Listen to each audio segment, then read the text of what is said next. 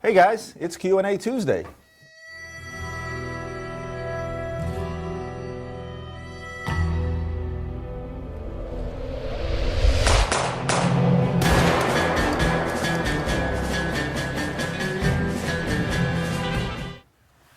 Hey guys, welcome to Q&A Tuesday. And I've been talking to you guys for a while about doing a live show on YouTube. And I gotta be dead honest with you, we're doing this live not because we decided to go live all of a sudden, but because we didn't get a chance to tape and edit an episode for Q&A Tuesday. And myself and Ian take Tuesdays and Thursdays very seriously, and we said, look, if we couldn't tape one, we're just gonna do one live. Ian is actually in the room with me, set up a bunch of fancy equipment to do all this stuff live. Ian. And there's Ian. By the way, few rules to lay down. Feel free to make fun of my hair and Ian's hair, by the way, because as we all know, we all haven't gotten a haircut in a while. I don't know about you guys. But in any case, here's what I'm going to do for this Q&A Tuesday. For those of you that have been waiting, there's a lineup of questions that's already in the bar to the right of me. And I'm just going to jump right in. What I am going to do to try to get as many questions answered is keep my answers short, brief, to the point, without really elaborating as I normally do on Q&A Tuesday. So jumping right in, the very first question was from Fernando Sanchez. Do you think the price for 26470 ST Royal Oak Offshore will drop?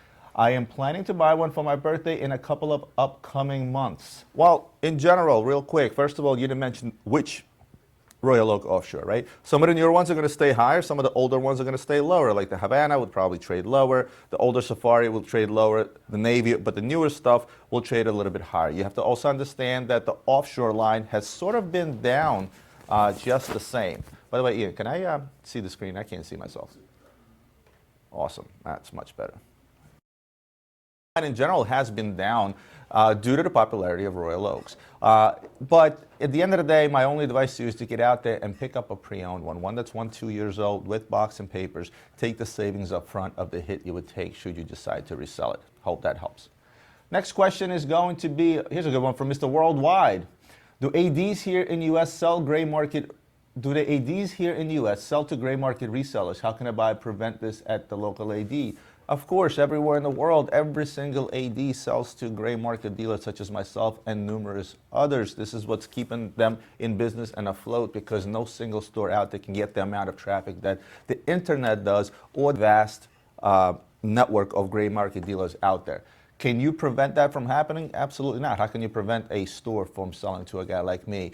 A single client often will spend either, for a single client, it's either a one-time purchase in a lifetime, maybe 2-3 times he'll come back to that AD, because watches is not something people buy on a daily basis. It's not like wipes, right, that everybody's looking for right now that are trading at 20 times its retail value, right?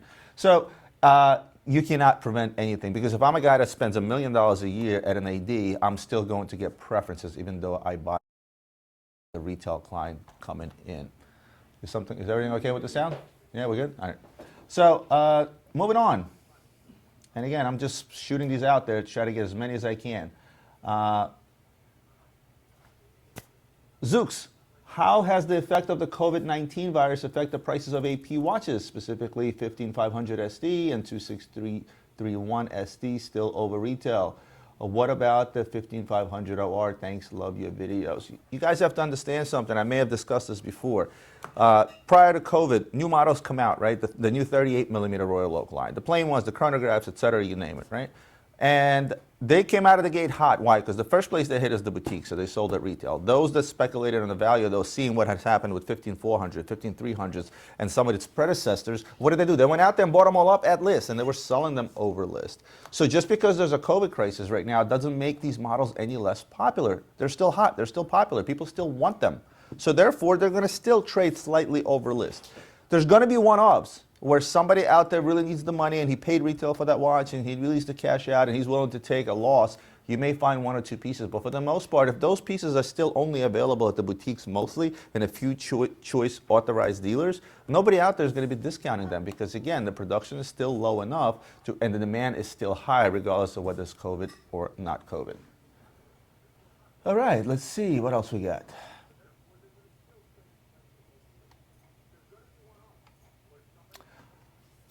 Question from Furman Gonwell. Hi, Roman. Thanks for hooking me up with the Speedmaster.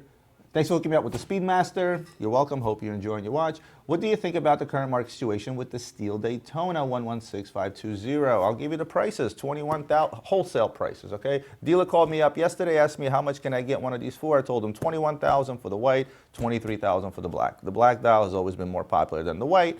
Something about the overall look, aesthetically looks a bit better. They're not going anywhere either, and the reason they're not going anywhere either is because, again, it's a watch that has historically traded over list no matter what happens in the world, no matter the '08 financial crisis, no matter the Corona crisis. This is the #1 selling most popular watch in the world, always has been, and most likely always will be, so it's not really going to go anywhere. You may see prices dip, but they're still going to be over list, and when I say dip, not much over list, all right?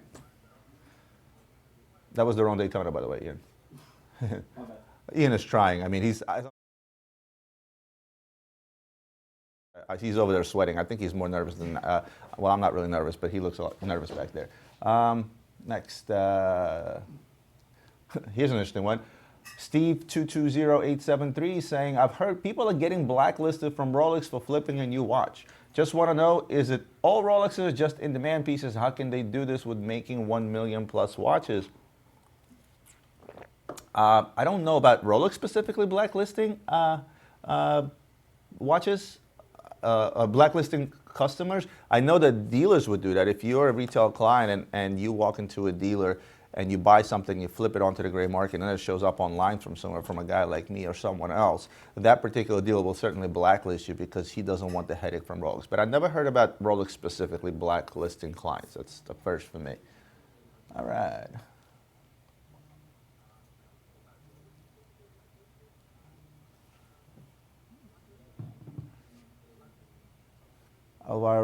Alvaro Jimenez, what's up? At what time exactly? Well, now 2 p.m. Eastern time. I don't know what time it is over there. Here's one from Dustin Sweeney. I've been interested in a Rolex 160133, but can't seem to find much info on the model number. Can you please offer any insight? Thanks for your wealth of watch knowledge. By the way, you're welcome. The 160133 is a older Datejust two-tone on a Jubilee bracelet with a gold dial. So I'm not sure why you're having trouble finding one. If you just punch that number right into Google, I'm sure you'll find a bunch for sale anywhere from $3,000 to $4,000, which is where they're trading. Shout out to Rolly's Vintage, a marker from Mexico, a guy I met at IWJG. You guys seen him on my video.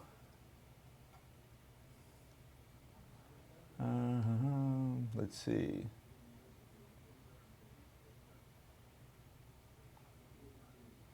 One question for you, Sky Dweller blue dial or Daytona white dial? I have to pick one on Monday, thanks.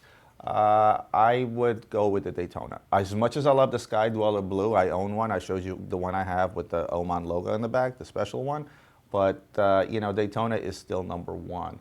But because the Daytona is white dial, I would probably go with the Sky Dweller. If I was going with a Daytona, it would be a black dial.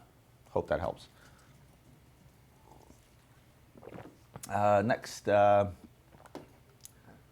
out to Stephen P., a fan of mine that's been around since I had double-digit followers. Stephen from Florida. Hello, how are you, sir? Hope you're feeling well and staying safe out there.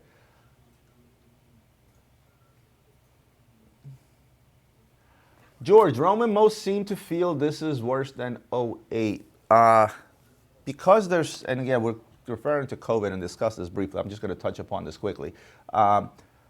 I'll tell you what's happened on the ground from my perspective, my company's perspective.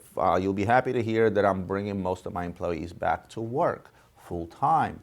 Ian, by the way, I didn't tell you that yet. You're coming back to work full time.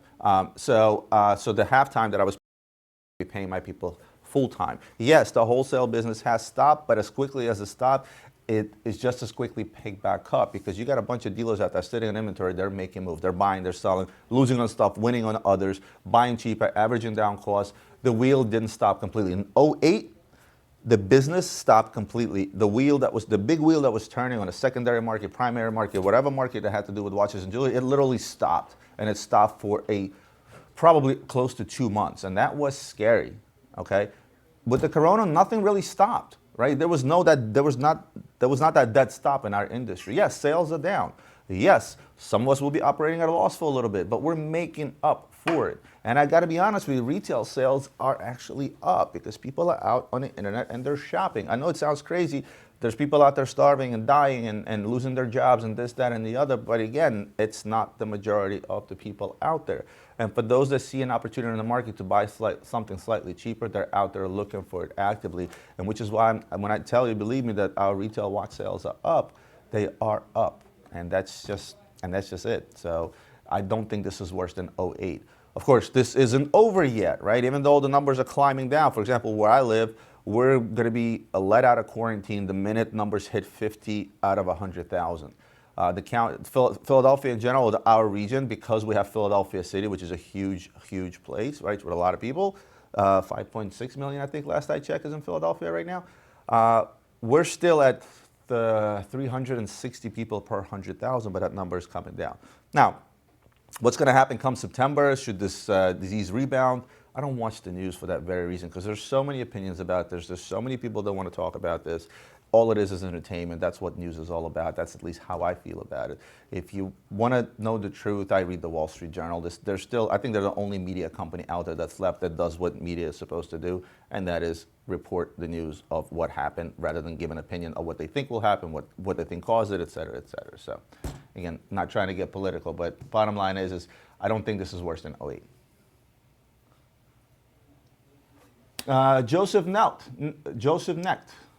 Greetings, Roman. Why don't you sell watches from independent watchmakers like Watchbug does? I do. I do sell plenty of independent watchmakers. And speaking of which, Ian, you want to help me out here? I am wearing probably a holy grail of all independents. This is the Harry Winston Opus 5. For those of you guys that were saying he's probably going to wear an 8P, I decided to surprise you. I did give a preview on this on my Instagram account. Can we see that? Yeah, it looks good. Harry Winston Opus 5. I won't give you much information on this because this is a watch that I'm going to air on Thursday on What's on My Desk, and I'm going to talk in detail about it. But I will tell you, this is definitely the holy grail of all independents. Ian, I can't see myself again. Can you flip that over? Thanks. I'm going to tell you that this is the holy grail of independent watches, and the reason for that is because this is the last watch Max Buser made for Harry Winston. This is also after which he kicked off MB&F, and this is also that sort of gave light to Felix Baumgartner, with whom he collaborated on this watch, and therefore the brand Urwick was given a lot of light during that time. But again, independent watches, I always told you, the market is so small that there's not a whole lot of them out there. You know, if you come out on my website right now, the only thing I probably have from independents is some Resonance watches we recently picked up. There may be an Urwick or two, and I don't know what else we have in stock from independents, but not a whole lot, just because there's not a whole lot of them out there. If I choose to get out there and chase independents and specialized independents like my good friend Steve Halleck, I could do that, but I always believed in diversification, a little bit of everything. That's why we have $100 watches and $500,000 watches among all brands. And if the deal is out there, I'll certainly pick it up. But in general, from a business perspective, independents sell much, much slower. So you have to buy much, much cheaper in order to get the proper return on investment, or sell them higher, which is something I don't like to do. But bottom line is, it is what it is. We do sell some independents, but not as many as Watchbox. Moving on.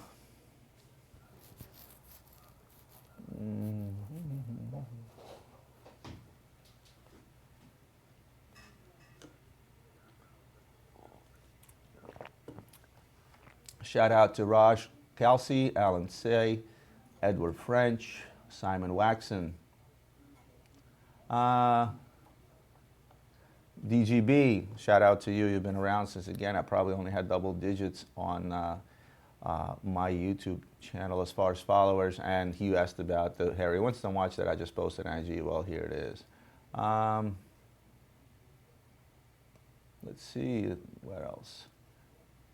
Giovanni Folk, Home Shopping Network. I think you're referring to what we discussed that we're going to do as far as showing watches that come in live in order to give access, first and foremost, to my viewers that potentially may want to purchase something before we quickly sell out. As I mentioned before, oftentimes we receive a bunch of watches here. They get sold before they even make it onto the internet. And as I show them on my channel 2 weeks later, you guys, well, I'd like to buy that watch, and I tell you that it's sold, and you guys get disappointed. I just spoke to the guy that's building our new studio. I'm still in my office, in my big conference room to my left, where I already have everything taped out. Ian has probably 5 million boxes that came in from various video stores. lights, cameras. We're going to have a really, really kick-ass studio that's going to allow up to 4 participants at the same time to be able to do much more robust live shows. As you see, Ian is popping in certain things as I'm talking, right? Like pictures and things of that nature. Here you're going to have actually a real production where you're going to have a producer walking around, cueing things in. It's going to be a 3-man operation behind the scenes, as well as me behind the camera, along with whatever guests I decide to bring. And when we put that, I didn't want to half-ass it. I really wanted to do it right, so I'm waiting for that studio to be done. Spoke to the guy that's physically building the studio. He's going to start working on Monday, hopefully by end of next week. That studio will be done. Ian will go through with lights, camera, and all those things, and we will go ahead and kick off one of those shows. Let's see. Looking for more questions. Shout out to Edward Black.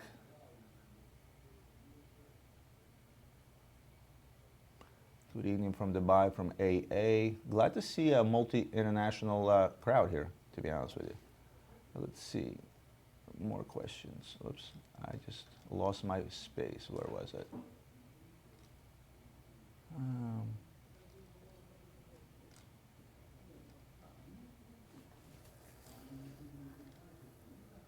I scrolled down all the way down by accident.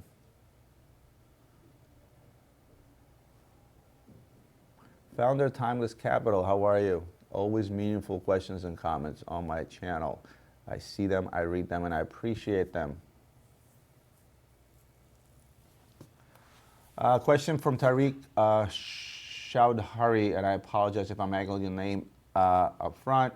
Been looking at a VC overseas self-winding latest model. Think the price will go down. Don't see a lot of them out there in the gray market. Most likely will not go down. Look for a pre-owned one. And the reason for that, I mentioned this before, I'm pretty sure. The discount on Vacheron is 45 back to a dealer, with the exception of overseas models. They're only 25 back to a dealer. So if, let's say the retail is 18.8, I think, right?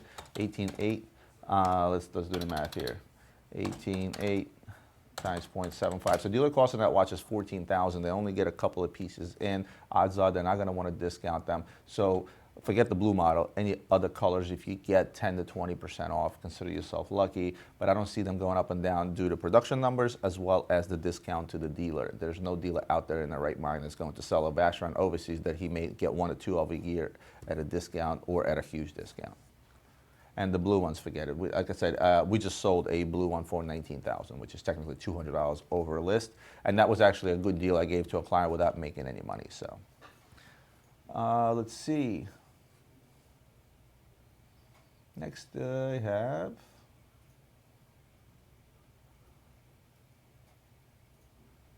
What are your thoughts on the Omega Seamaster 300 full black ceramic watch? I just bought one and got it for 3,900 British pounds. Did I do okay? Yeah, you did fine. I like the watch and good price.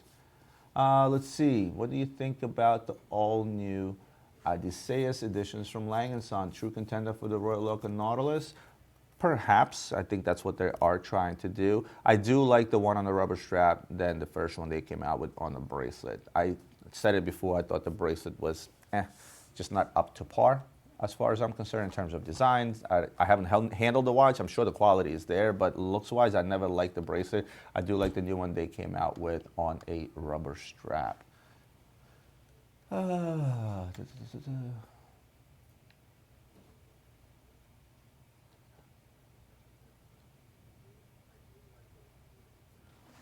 Mr. Flo, Roman, can you tell me such unique brands like Cedric, Joner, B&B Designs, Fabergé, Tourbillons, etc. Can I lowball sell it with minus 90 off retail used because it's not a real market? Possibly. That's Ian, I think you have the wrong watch up. That's not the Odysseus. But anyway, can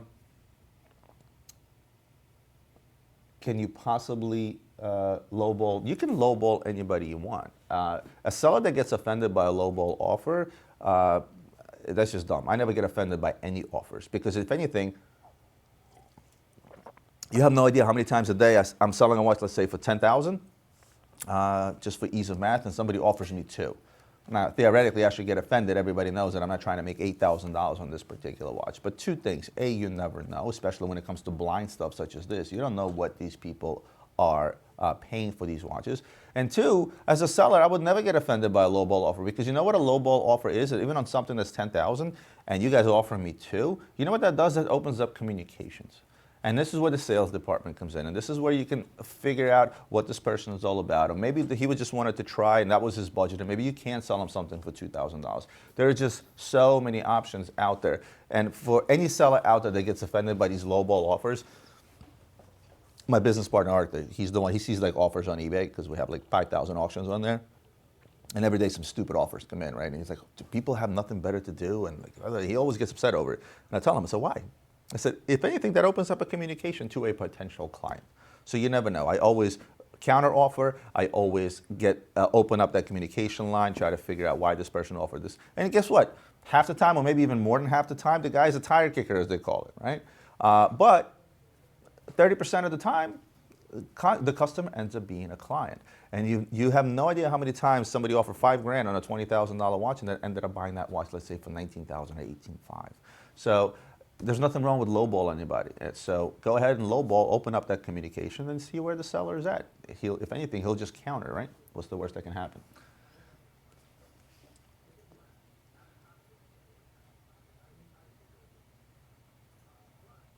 Any updates on the channel changes you have been talking of? New formats. We've been thinking about it long and hard. Of course, with the introduction of the new studio, and I'm sorry, that is from Jedi Kersell, or Jetty Kersell. Sorry, I'm going to mangle some names here. But we've been kind of talking about it, and a lot of it has to do with the new studio. I'm going to announce it here. We're going to launch a new YouTube channel. I thought long and hard, how do I incorporate this whole other side of my business into my channel? Because I'm a watch guy, right? This is a watch channel. And once in a blue moon, I popped in some jewelry stuff, and it didn't really do well because majority of you guys are watch guys. You're not into jewelry. Yes, a lot of you, I'm sure, buy jewelry for your significant others. I do have some female followers on this channel as well, small percentage, right? But for the most part, this is a watch channel, so we have an in-house person here. I thought long and hard about who to use. We happen to have an in-house person. You've seen her on those terrible commercials you made. She was the girl that brought in the coffee. Her name is Anastasia. She's extremely comfortable on camera, and she's extremely knowledgeable in jewelry. Why is she so knowledgeable in jewelry? Because she's head of my inventory department. She handles the stuff in and out all day, every day, and she's extremely knowledgeable. Plus, the girl has style, so I'm going to do a completely separate channel with her where we're going to talk about jewelry. I will ask you guys at a later time, once it launches, to obviously shout it out, help it grow faster. It should grow faster based on this channel. But as far as formats, you know, the what's on my desk, I'm continually rolling with it. But once in a blue moon, if you see me popping in different videos. You see me popping in some blogs. You see me popping in some oddball videos here and there. But I'm going to continue with Q&A because I think Q&A is the one series that just keeps the best interaction with you guys, right? But the what's on my desk, I'm going to try to mix it up to where I am still showing you a lot of watches, where I am still, you know, getting in a little bit of the nuts and bolts, not a whole lot. But at the same token, maybe I'm going to start discussing some current events in the industry. I also want to start doing some reaction videos, right? There was a reaction video done on one of my videos by the gentleman name of Mark, forget his last name. Do you remember? You don't remember. But I'm going to share it in my community tab. You guys can see that video. I'm going to go back and do a reaction video on him.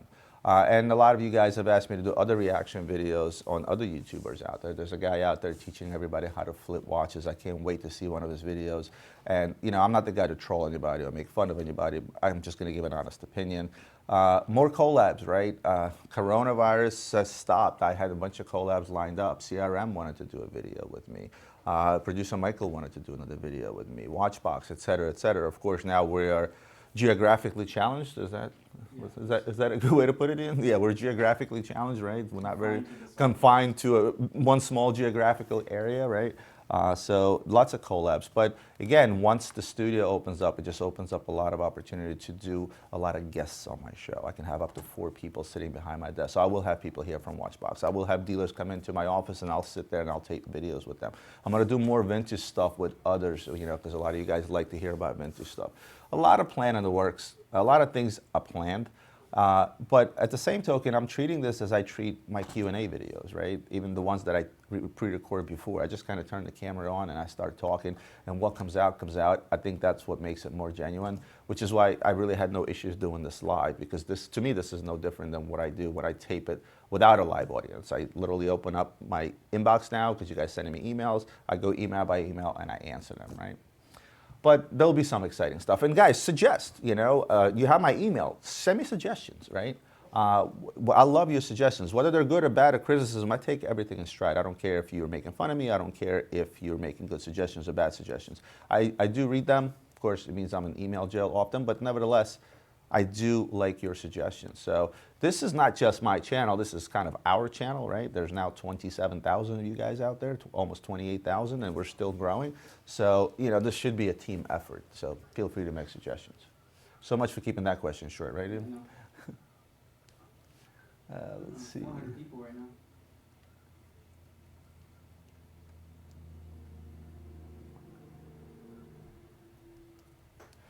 Robert Harris, what do you think of the Glashute CQ? Gives the Rolex sub a run for their money? No, there's nothing out there that's going to give Rolex sub a run for their money. Many brands try to imitate. I like the watch, don't get me wrong, but it's a Glashute, and it doesn't stand next to Rolex Submariner, let's say from a popularity perspective, right?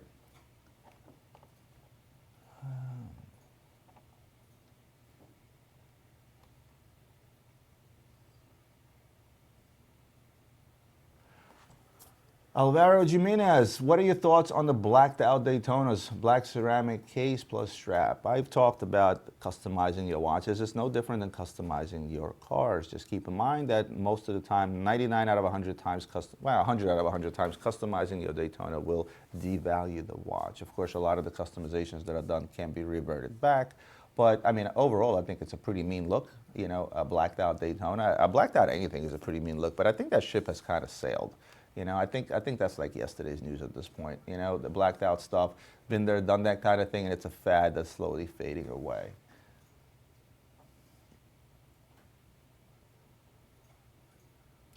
Raj Kelsey, my AD got me to pay for a Submariner up front last month. Is there a big risk with this? Tells me that I can only collect when they reopen. Well, there is some risk involved. Let's say this guy goes under tomorrow. Odds are you're not going to get your money back, but for the most part, I don't see much risk in that. I'm fairly certain that, to become a Rolex AD, you can't be a fly-by operation. It takes a long time to pick up a Rolex dealership, and you really have to be a legitimate dealer to do that. So I don't think you have anything to worry about. Let's see.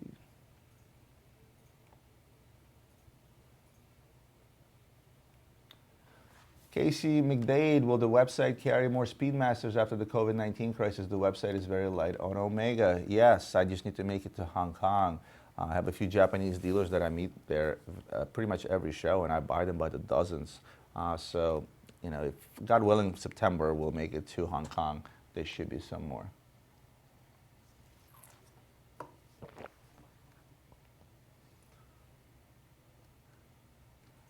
Question from Jamie Roman, why do you have a hard-on for AP, just like Paul has a hard-on for Rolex? I just don't see it.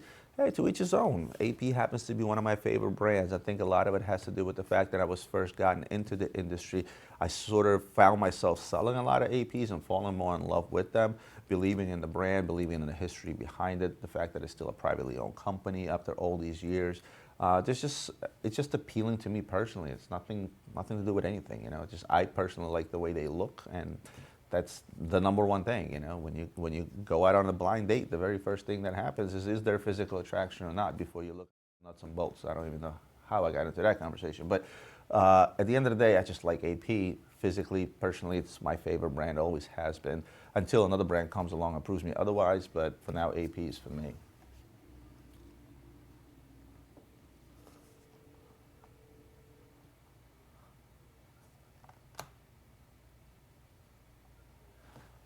Darren Parks, can you emphasize the deals on good watches not on the hot list? I just purchased a GP Chronohawk, brand new, box and papers for minus 65 off. GPs have always been out there at deals. I mean, if you want to see deals out there's a lot of brands out there that are smoking deals. We have some brands that we're selling up to 75% off retail if you go online.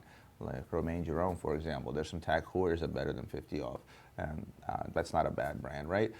Some older stuff, some pre-owned stuff. There's always deals to be had out there, and again, it's something that it's always been around. It's not something that's new due to Corona or not Corona. It's just something that always has been around, and you just have to get out there and find the stuff.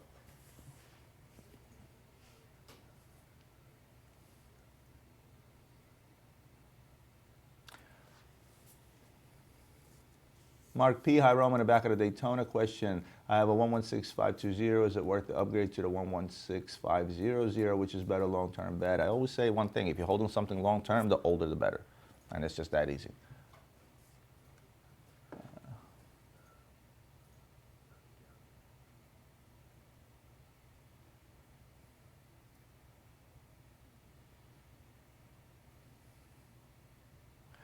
Hey, Roman, have you been sleeping well over the past, I'm sorry, Justin French, I keep forgetting to put people's name. Justin French, hey, Roman, have you been sleeping well over the past months thinking about how the virus will affect sales and your business? No, I've slept perfectly fine, and the reason for that is because I don't look to the futures, I don't make predictions, I deal with things on a day-by-day basis. I also do something about it, I plan ahead in terms of how I am going to run my business going forward, and based on what I have today.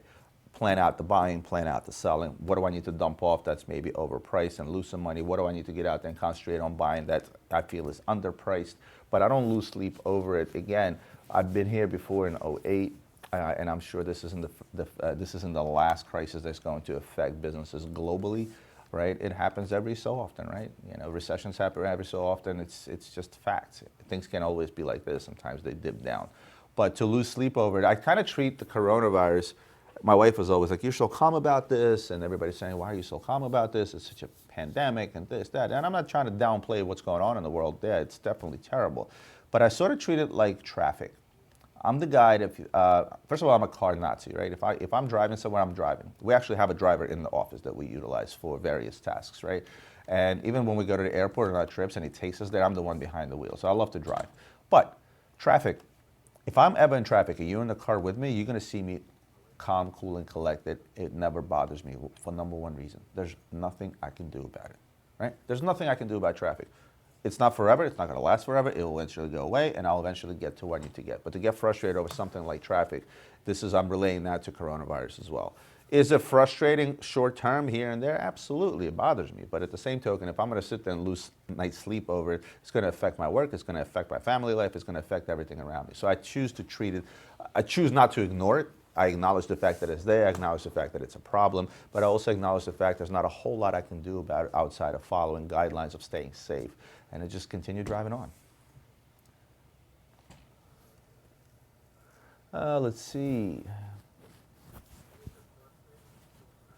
Selected XIL, thoughts of John Mayer, fake Rolex sold by Bob Marin. John Mayer retracted that statement. I think where the issue came in is some of the Rolexes John Mayer bought had genuine replacement parts from Rolex, and that he thought would deem the watch as fake. Again, I'm not going to get into the details of the story, but there is a story about this on TMZ where John Mayer came back out and apologized and said that, you know what, I retract my statement, it's all cool.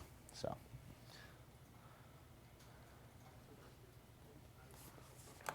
Question from Adrian86. Hi, Roman. Would third-party watchmakers eventually run out of parts to service vintage watches?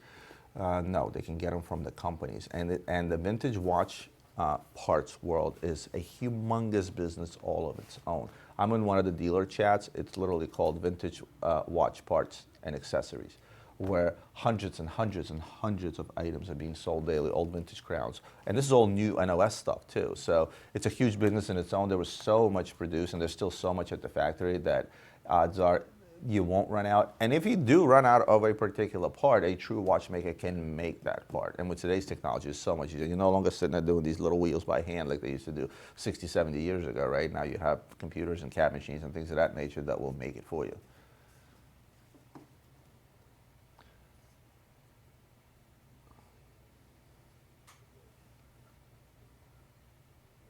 Francisco, what's up, bro? Are you aware of how lucky you are to work in an environment where every client is happy and in great mood when doing business with you, different than many other jobs? of course, I'm happy doing what I do. I love what I do, and if you love what you do, you don't work a day in your life. But don't think that every single client is super happy. It really depends on the person. I've got a lot of grouchy clients. I've got a lot of very, very difficult clients that want you to run circles around me. But you do what you got to do as a salesperson. Which, again, at the end of the day, I'm still a salesperson. As a salesperson, you have to recognize whom you are dealing with and which approach to take with whom. There's some clients that I can say, hey, what's up, bro, to, and there's other clients that I have to say, hello, sir, how are you? And it's just a question of knowing your client and being able to communicate with those clients properly. But not everybody is super happy in my business. Believe me, plenty of clients out there, they're just not happy people in general. They're just grouchy people. And there's plenty of clients out there that no matter what you do, they never walk away happy, but yet they come back year in and year out. They just like to bitch them out. It is what it is. Question from Lacindu Hansinta. I'm pretty sure I didn't get that right. But Roman, what's the most beautiful open back watch you've ever seen? The most beautiful open back watches are going to be from Piguet. Piguet does a beautiful job decorating their movements, and some older perpetual calendars from Audemars Piguet. The back of the watch is the rotors, the movement, everything is engraved so beautifully. That's probably the two brands I would look at as far as beautifully decorated movements.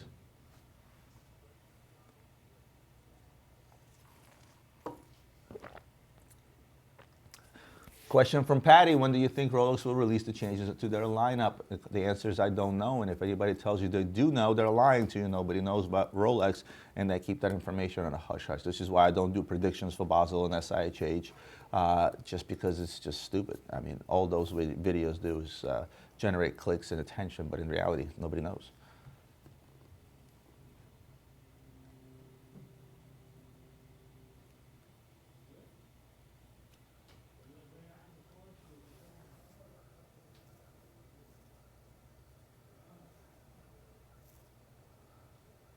Hi, Roman. Where in the world do you think the prices will be most impacted? I hope you well and love the live Q&A.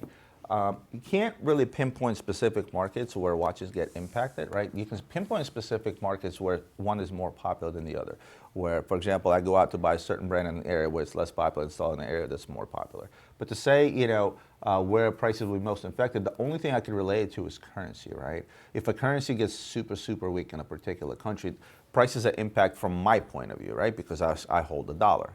But then if the euro is stronger, the pound is stronger, then it can be vice versa, right? So it's really currency dependent, and it won't affect the new stuff as much, because what happens is there's a big disparity in currency. Manufacturers will raise or lower retail prices in the given region in order to sort of even out the playing field when it comes to brand new stuff. It's the pre-owned stuff that you end up buying up as a deal. Right now, I am hunting in countries where the currencies are much lower, right? So if the Japanese yen took a 25% dump, that means I'm out there buying that watch that much cheaper. Now, they do adjust it somewhat, but at the end of the day, the Japanese are trading in Japanese yen. They don't care what the dollar is, because in their bank account is Japanese yen.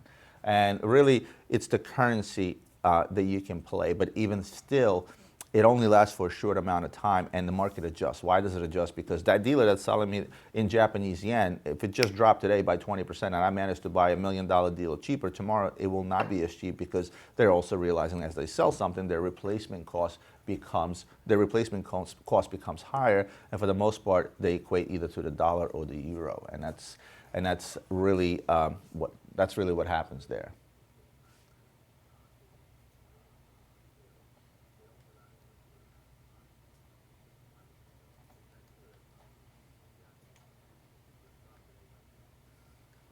Oscar Miranda, a Roman, how is the wholesale market for Rolex, and what do you think will happen by the end of the year? Again, I don't want to make predictions. I don't know what's going to happen by the end of the year, but I'll tell you right off the bat, Corona, no Corona, this year, last year, or 10 years ago, the wholesale Rolex business is terrible. There's no margins in it.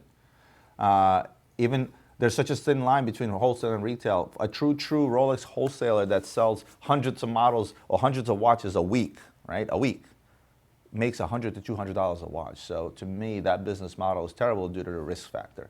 If you got to move 100 pieces and make $100 to $200 a watch, the minute the market shifts slightly, you're screwed. That's why I like to diversify. So overall, the Rolex wholesale market has sucked, and always will suck.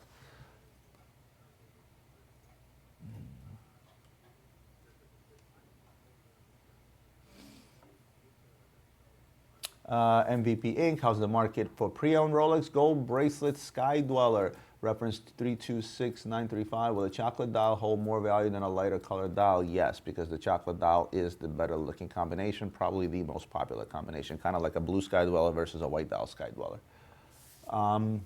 Roman, what's on my wrist? DG, I already told you, it's the Harry Winston Opus 5.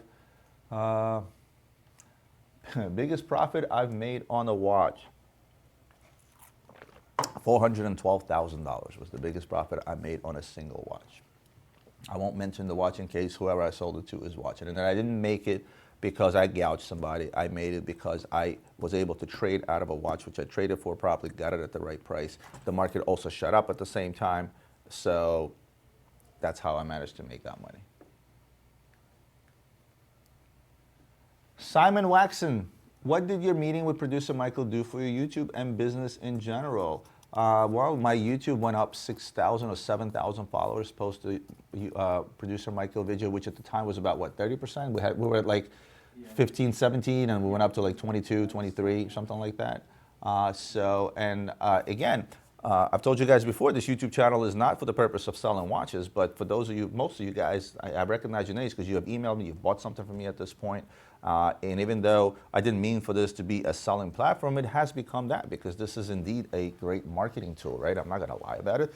I do love doing what I'm doing, you know, and I started this channel to tell it like it is, and I still tell it like it is. But after you get a certain following, business comes along with it. So an additional 30% followers at the time from producer Michael obviously generated that business as well.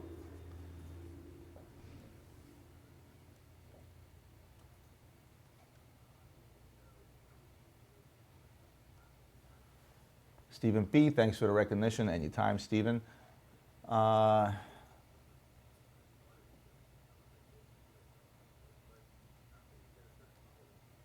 Harry Smith, Roman, have you heard of any popular models, not specifically Rolex, being discontinued this year and that new releases are not happening for some companies? No, I have not, and I'll be honest with you, it's a tough thing to keep up with. If we consider the fact that I deal with 50 plus brands, right, at any given time, I'm sort of proactive rather than reactive to this stuff. I just wait till models get released and get the official announcement, and that's when I realize what's discontinued, what's continued, and so on and so forth. Other than that, I'd probably drive myself crazy just keeping up with that stuff. My sales team probably, Anna, Devin, Adrian, and James, everybody would probably know better than me because they're day to day, they're buying, selling, so.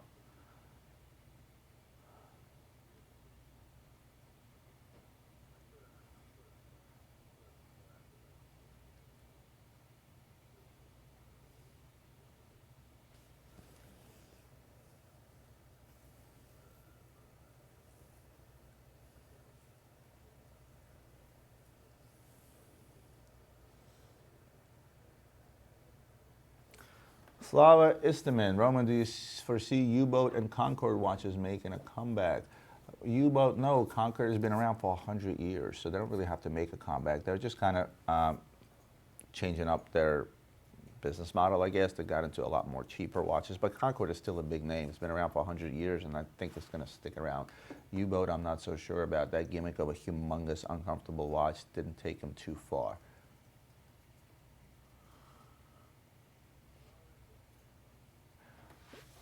Jamie, Richard Mille AP, easy answer, AP. You know, AP is my favorite brand. I love Richard Mille, but AP still takes the cake for me. But again, me personally.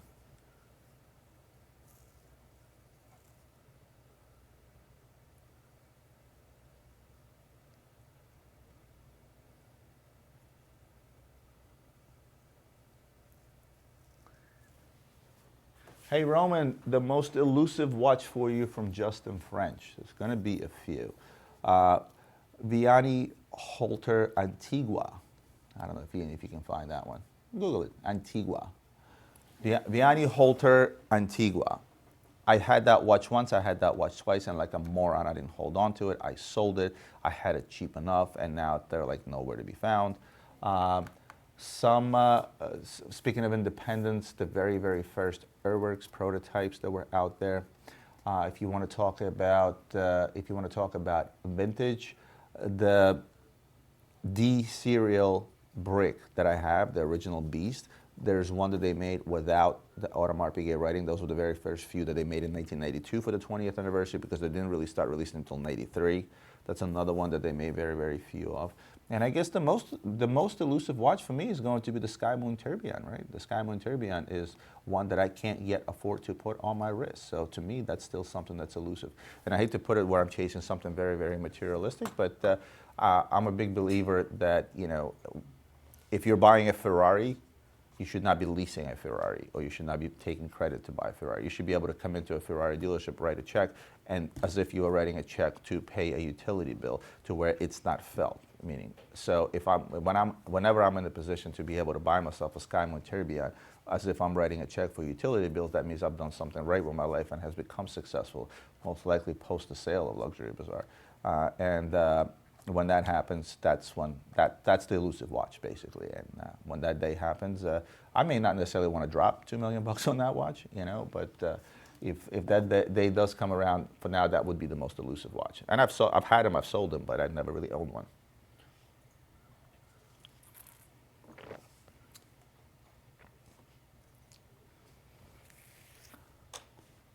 Paula Shea, Roman from UK, VC Overseas Series 2 or Series 3. 3 seems overpriced. Series 2 has better dials. I like them both. I can't really tell you one versus the other, you know, but obviously, for me, the older the better, so I would go with the very, very first Overseas, if this is something you want to hold on to long term. But the new blue dial is just a ridiculous dial. Plus that it's like a brownish bronze dial Overseas. I love that one as well. Long Fingers, producer Michael, a homosexual. From what I understand, he is not. He's a happily married man, and he is not. I don't know why that matters, but I could care less whether he is or not, but I know he's not. Jedi Kersel, when are you opening up a shop in Europe? The answer is never. It's extremely cumbersome. Well, we're setting up our Amazon EU. We're still in the process of setting up Amazon EU, because we hired a consulting company that had to go into every single European country, right, and set up the tax stuff separately for every country. It's been a 6 to 7 months project, and I still have goods sitting in Europe somewhere at a warehouse that I'm not able to ship because I still don't have the paperwork lined up. It's costing me so much money. There's way too much bureaucracy in Europe. There's way too many, the tax, the pesky VAT of 19.5% will hinder the business tremendously. So I just choose to do business with a lot of European dealers, but to have a store in Europe, no. Visit Europe, yes. My favorite city in Europe would be Barcelona in Spain. I love London, I love Paris, I love Barcelona. Among many, many other places like Berlin and Vienna and things of that nature. I've visited pretty much all of Europe. And yes, love to visit, love to hang out there, but I don't think I would ever have a store there. Lubo, what's up, buddy? How are you?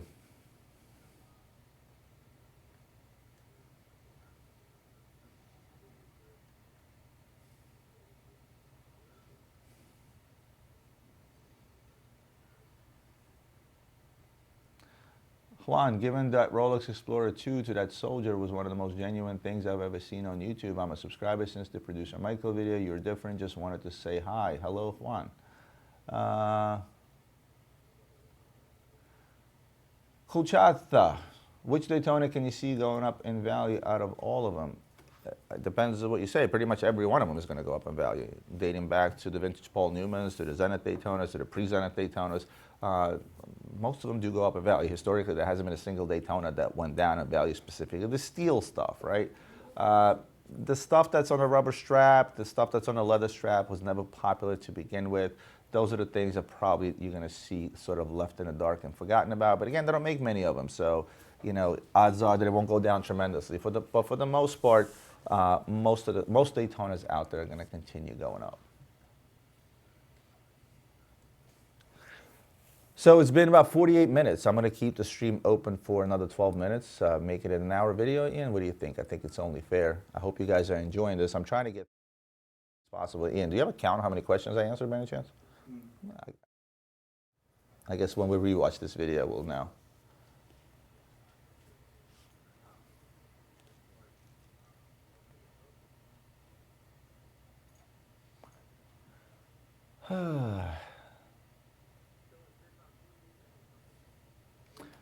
Justin French, hey, one watch to keep for the rest of your life. Money, no objects. Stay safe, dude. I would, as much as I would like to tell you that I would keep the Sky Moon Tourbillon. No, I would probably find myself. I would probably either go with the original Royal Oak A series that I already have, or the original Nautilus 3700. It's modest enough. For those that know, it carries a lot of history. So it'd probably be one of those. The Sky Moon Tourbillon is just too flashy. It's not a one watch that one keeps. Ordinary 999. Would you get one watch for 40,000 USD or three for 40,000 USD? Thanks from Hammerfest, Norway, northmost town in the world. Wow, I'm gonna have to look that up. Hammerfest, Norway. Ian, can you look that one up? It's a tough call because you know, three watches for $40,000. I'd probably have to go with three, right? Variety. It's not really quantity over quality. It's really just more of a variety because three watches for 40,000, you're still getting quality timepieces. So I'd probably go with three just to give myself diversity. Sports watch, dress watch, everyday watch kind of thing.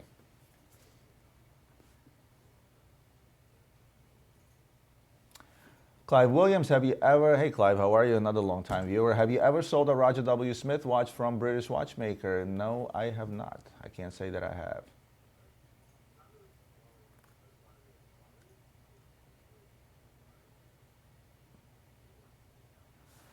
Dalton Images, you said the retail sales are up. Where do you see most of the sales coming from? Any particular brand or price range? Not really. Again, it's not a fair question for me to answer because we're so diversified, again, from $50 watches to $500,000 watches. But I will tell you this, the stuff that was hot prior to Corona, it's still hot. And people are out there looking for deals on those hot watches because just because the coronavirus, as I said before, has hit, didn't make the watches any less popular. They're still popular, they're still hot. Richard Milles is still hot, Royal Oaks is still hot, Rolex is still hot, right? They're just slightly cheaper. Some are, some aren't. But for the most part, you know, it's sort of all over the board for me, but maybe I'm not the person to ask that because we are super diversified.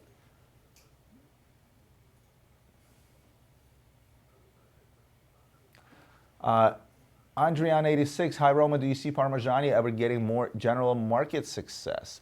I really hope so. I think they're a great company. I think their watchmaking is superb. I just think they're stuck in that vicious wheel of putting out closeouts in order to keep up with paying the bill, so to speak, and that's the business model they've been in for quite a few years. I wish somebody would come in as a solid investor and put down X amount of money on the table, say, guys, stop, regroup, make a tiny bit of watches, and I think that could be the next FB Journe. Justin French, did you manage to get a refund in your flight to UK for the watch show? Ian, did we get a refund? We did, right? For the what? For the tickets in UK. Yeah. Okay, of course we did. All right. We don't know when we're going. Nobody knows anything.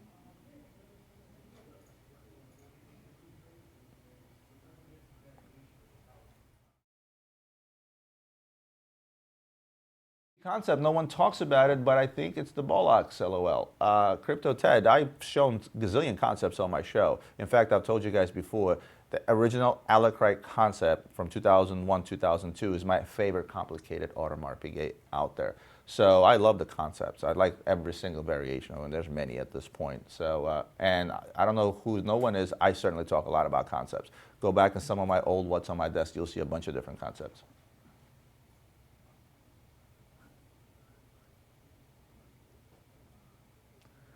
Miroslav Rankovic, greetings from Serbia. What's up, buddy? John McDonald, great work, Ian. All right, Ian.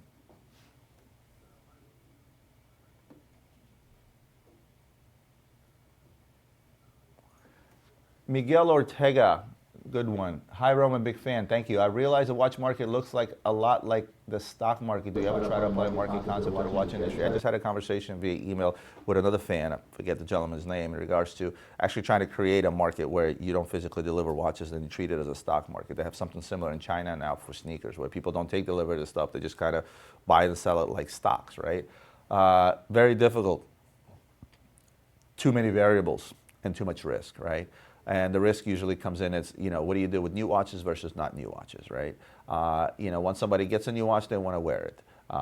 How well do they wear their watch? Nobody knows. Somebody can beat up their watches, somebody keep their watches pristine, and the value depends on it. Box, papers, tickets, etc. Things that can get lost alongside with the watch. It's very difficult to trade watches like a commodity, but you do sometimes see a similarity in that. But for the most part, this is what it looks like for most watches. It just kind of here, it starts here, and then it just kind of goes down once it becomes used. Sometimes there's a popularity spike and go up, and then most of the watches will go down in value. And I've told you guys this before, which is why watches are not an investment, right? So it's like, how do you create a stock market type of atmosphere out of watches where a majority of the stuff that you're trading will go down in value rather than up? Yes, there are some blue chip stuff. There is some blue chip stuff out there that will go up in value. Eventually, long term, it will dip, it will go back up, it will dip, it will go back up, but overall, it will go up. Some of the vintage Rolexes, some of the vintage APs, a lot of the vintage stuff, but for the most part, most watches go down, so you can't really relate it to a stock market type of trading environment.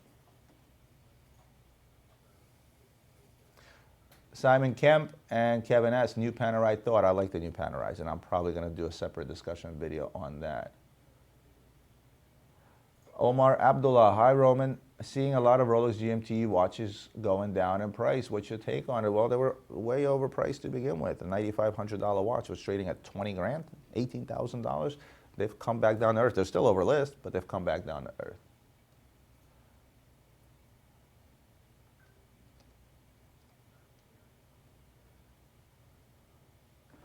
GMT Master, was your CRM collab including Eric? Yes, it was Eric that I spoke with, but recent news told me that he left CRM. I don't know if he went out on his own. I didn't really even call the guy since that. There was a video that he put out, said he was leaving. Then I saw some new guy on CRM talking on YouTube. So I'm going to call Eric, find out what's going on, and maybe it'll just be me and Eric and no longer associated with CRM.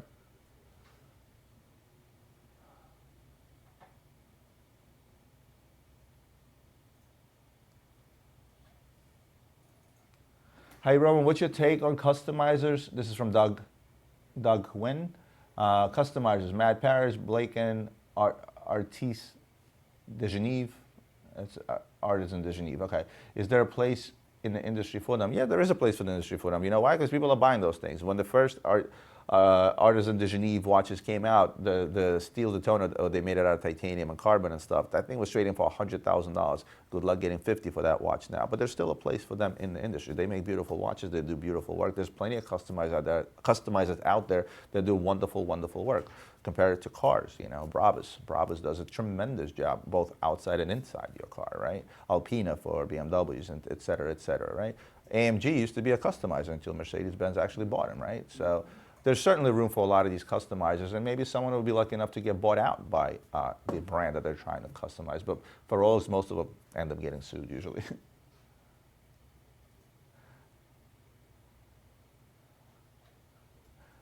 Here's a good one for you. Wait, this thing keeps scrolling. Hold on.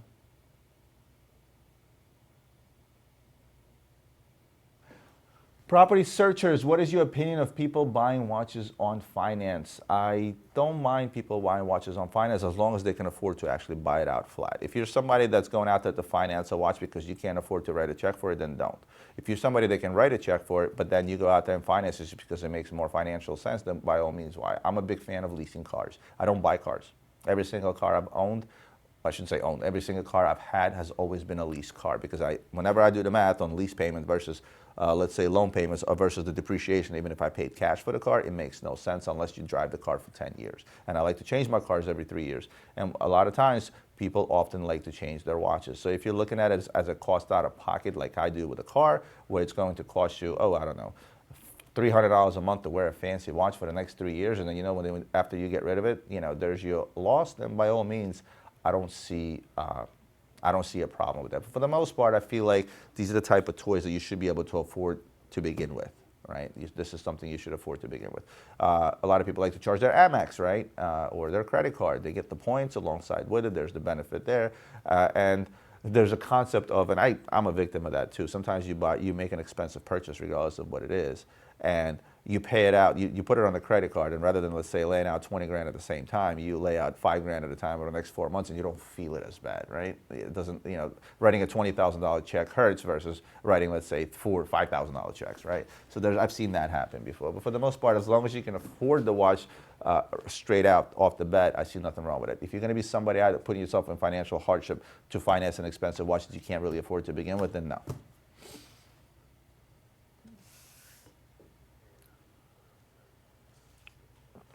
One watch collection, 5167A or white gold Daytona. Cheers, Roman, from Four Rolly Jus.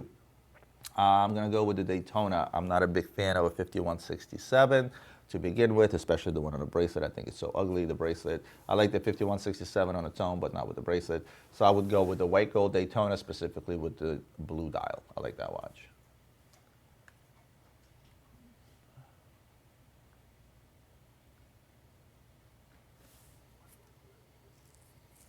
Property searchers, would you want your children to join Luxury Bazaar? Is this a world you'd feel comfortable with them entering? I'm raising my children in a way where I want them to be able to enter any world comfortably, whether they decide to join me in my family business, whether they decide to become a doctor or a pilot. I don't care. I want my children to be comfortable. I want to raise my children in a way where they would be comfortable entering whatever world. And I got to tell you, at least with my older son, he's at a point where he's been running his own business since he was 14 years old.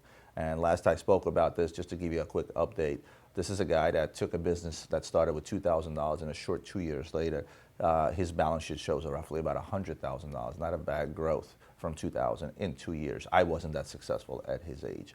So if he chooses that he wants to enter my world, I would welcome him with open arms. I would never expect him to do so.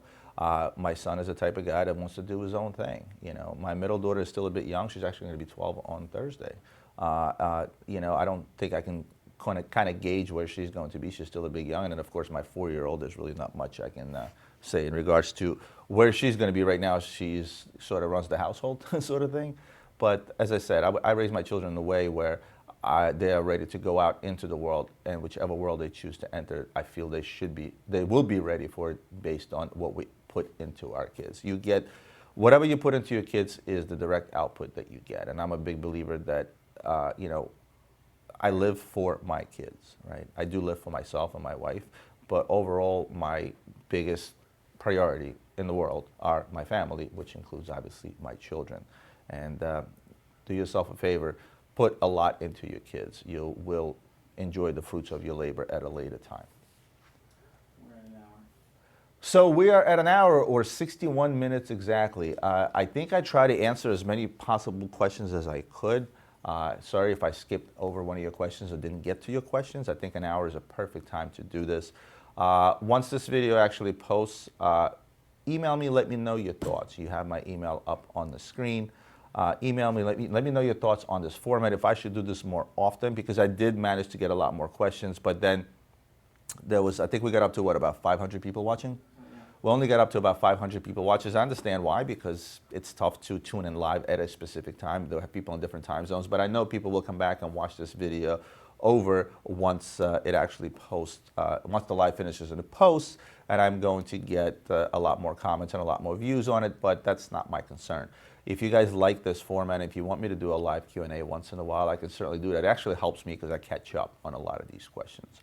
But other than that, guys, you know what to do. You got to hit the like button. If you're not a subscriber, you got to hit the subscribe button, and you got to share this video with all your friends on your social media, because this is what helps my channel grow organically. Other than that, I want to say thanks, and I'll see you guys next Tuesday.